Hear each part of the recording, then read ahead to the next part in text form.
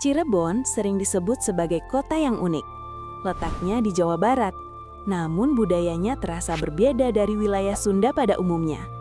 Pertanyaannya pun sering muncul, sebenarnya Cirebon itu Jawa atau Sunda?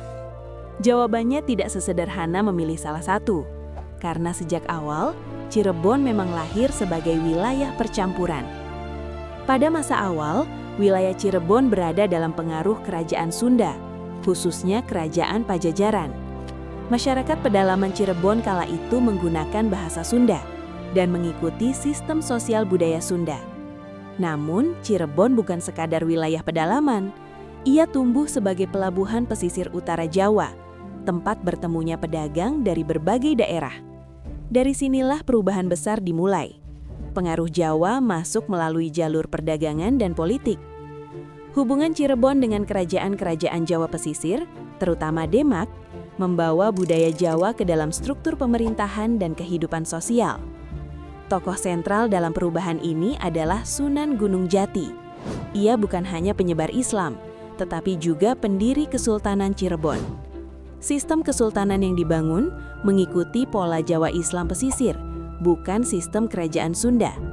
Sejak saat itu, identitas Cirebon mulai berubah. Secara politik dan budaya istana, Cirebon lebih dekat dengan Jawa.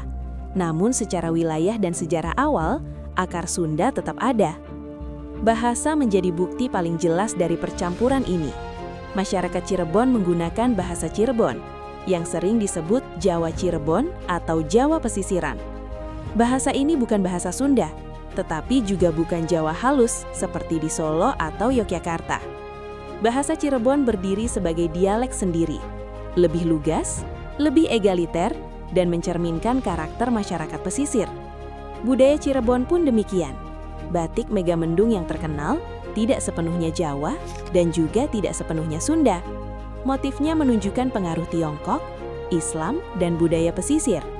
Dalam seni, tradisi, dan upacara adat, Cirebon selalu berada di tengah. Ia menjadi jembatan antara dua budaya besar di Pulau Jawa. Karena itulah, menyebut Cirebon sebagai Jawa murni adalah keliru. Begitu pula menyebutnya sebagai Sunda murni. Cirebon adalah identitas budaya tersendiri.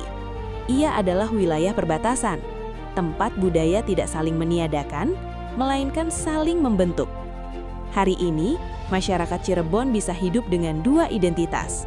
Secara administratif berada di Jawa Barat, namun secara budaya memiliki karakter yang khas dan mandiri. Cirebon bukan soal memilih Jawa atau Sunda. Cirebon adalah hasil sejarah panjang pertemuan manusia, perdagangan, agama, dan kekuasaan. Dan justru disitulah keistimewaannya.